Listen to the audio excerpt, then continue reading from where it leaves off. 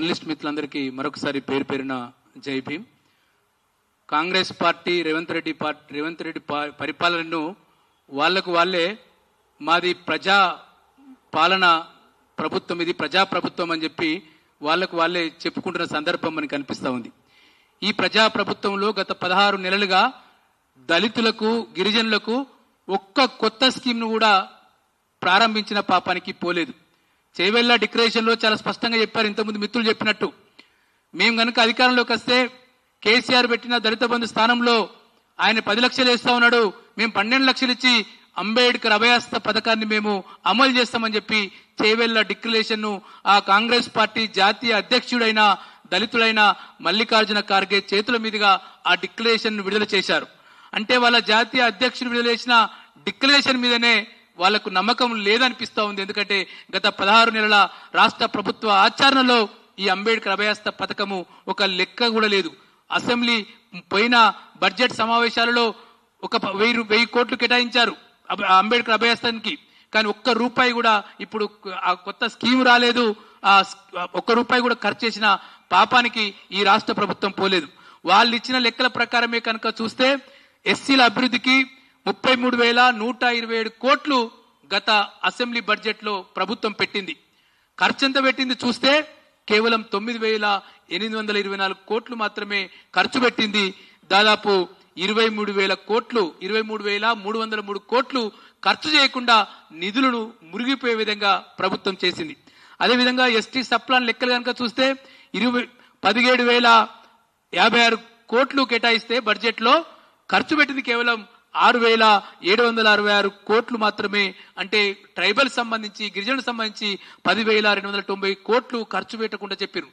ఆనాడు deputy CM ఆర్థిక శాఖ మంత్రి చాలా గొప్పగా చెప్పాడు అసెంబ్లీ సమావేశాల్లో, మేము ఎస్సీ ఎస్టీల సంక్షేమానికి అభివృద్ధికి 50,000 కోట్లు మేము కేటాయించాము, ఖర్చు చేస్తామని చెప్పాడు. కానీ ఈ 16 నెలల కాలంలో ఖర్చు పెట్టింది కేవలము 15,000 కోట్లు మాత్రమే. 35,000 కోట్లు ఖర్చు పెట్టకుండా మురిగిపోయినట్టు చేశారు. ఎస్సీ ఎస్టీ ఎస్డిఎఫ్ చట్టం ఏం చెప్తుంది? ఇంకో నిమిషం కొంచెం ముందుకు పోతే ఈ ఎస్సీ ఎస్టీ సప్లాన్ చట్టం తీసుకొచ్చింది కాంగ్రెస్ పార్టీ. ఆనాడు తెలంగాణ ఉద్యమం నడుస్తున్న సందర్భంలో 2013లో మొత్తం ఒకవైపు తెలంగాణ ఉద్యమం నడుస్తుంటే దళిత గిరిజన సంఘాల ఆధ్వర్యంలో, రిటైర్డ్ ఐఏఎస్ ఐపీఎస్ అధికారుల ఆధ్వర్యంలో ఇందిరా పార్క్ దగ్గర 72 గంటల దీక్ష చేస్తే అప్పటి Kiran Kumar Reddy Congress party SC ST subplan చట్టం తీసుకొచ్చింది. కానీ వాళ్ళ ఆ తెలంగాణ వచ్చిన తర్వాత అధికారాన్ని కోల్పోయింది. ఇవాళ అధికారంలోకి వచ్చింది. అంటే ఆ పార్టీ తీసుకొచ్చిన చట్టాన్నే ఆ పార్టీ ఆధ్వర్యంలో కొనసాగుతున్న పార్టీ ఉల్లంఘిస్తుందని చెప్పి మేము ఇవాళ చెప్పడానికి మేము ప్రయత్నం చేస్తా ఉన్నాం. అంటే అంబేద్కర్ విద్యానిధికి ఇవాళ పైసలు లేవు, డబ్బులు ఇవ్వట్లేదు, విదేశీ చదువులు చదువుకోవడానికి సంక్షేమ హాస్టళ్లకు సొంత భవనాలు లేవు, గురుకులాలకు అద్దె భవనాలు కొనసాగుతా ఉన్నాయి, మధ్యాహ్న భోజనం మొత్తం ఇవాళ నాణ్యత కరువై పిల్లలందరూ ఆసుపత్రులు పాలవుతున్న పరిస్థితి కొనసాగుతా ఉంది. భూ పంపిణీ పథకం లేదు, ఒక్క కొత్త పథకాన్ని కూడా కాంగ్రెస్ పార్టీ తీసుకురాలేదు. పైగా ముఖ్యమంత్రి రేవంత్ రెడ్డి మేము కేసీఆర్ చిట్టా ఇప్పుతామని చెప్తున్నాడు. కేసీఆర్ చిట్టా ఇప్పుకో, మాకు అభ్యంతరం లేదు, కానీ నీ చిట్టా మేము ఇవాళ ఇప్పాల్సిన పరిస్థితి వచ్చింది. నువ్వు కేటాయించిన 50,000 కోట్లలో కేవలం 15,000 కోట్లు కేటాయించి 35,000 కోట్లు ఖర్చు చేయబట్టే నీకు చేవెళ్ల డిక్లరేషన్ పట్ల నీకేం నమ్మకం ఉంది? నువ్వు ఇచ్చిన ఎన్నికల హామీ పట్ల ఏమి నమ్మకం ఉందని చెప్తున్నాం. చట్టం చాలా స్పష్టంగా చెప్తా ఉంది.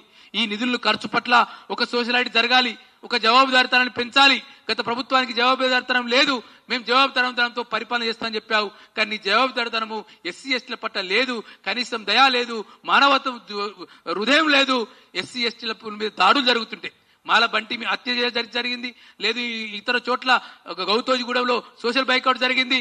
అయినప్పటికీ కూడా ఎస్సీ ఎస్టీ అట్రాసిటీ చట్టం ప్రకారము బాధితులకు తక్షణ సాయము, నష్టపరిహారము, పునరావాసం కల్పించిన పాపానికి ఈ ప్రభుత్వం పోలేదు. మేము ఈ ప్రభుత్వానికి ఒకటే కోరుతా ఉన్నాం. మేము ఉదయం నుంచి ఇంతకుముందు రామప్రసాద్ గారు చెప్పినట్టు మేము మొన్న 15వ తేదీ నాడు దళిత భోజన ఫండ్ ఆధ్వర్యంలో ఒక సదస్సు నిర్వహించాం. ఆ సదస్సు నిర్ణయం మేరకు ఇవాళ ఈ విలేకరుల సమావేశం పెడుతున్నాం. మేము ఉదయం అంతా అన్ని పార్టీల ఎమ్మెల్యేలకు లెటర్లు ఇచ్చాం. ఈ నివేదిక, ఈ కోరిక మీరు ఎస్సీ ఎస్టీల సమస్యల పైన, నిధుల ఖర్చు పైన, చేవెళ్ల డిక్లరేషన్ పైన అసెంబ్లీలో చర్చించాలని చెప్పి సిపిఐ శాసనసభ పక్ష నేత అయిన పెద్దలు కూనంనేని సాంబశివరావు గారికి ఇచ్చాం. అదేవిధంగా టీఆర్ఎస్ ఎమ్మెల్యే కాలే వెంకటేష్ గారికి ఇచ్చాం. ఈ ప్రెస్ మీట్ తర్వాత కూడా మిగతా ఎమ్మెల్యేలు టైం ఇచ్చారు.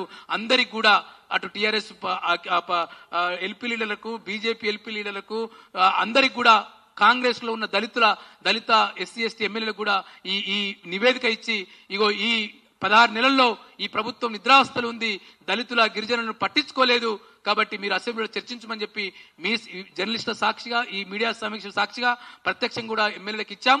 కాబట్టి ఇకనైనా రేవంత్ రెడ్డి గారు, నీ ప్రజా ప్రభుత్వం అనుకుంటే, ఇది ప్రజా పరిపాలన అనుకుంటే, ఎస్సీ ఎస్టీలకు సంబంధించిన బడ్జెట్ నువ్వు పెట్టిన బడ్జెట్ నువ్వే ఖర్చు చేయమని చెప్పి కోరుతా ఉన్నాం. ఇవాళ మళ్ళీ ఒక బడ్జెట్ రాబోతుంది.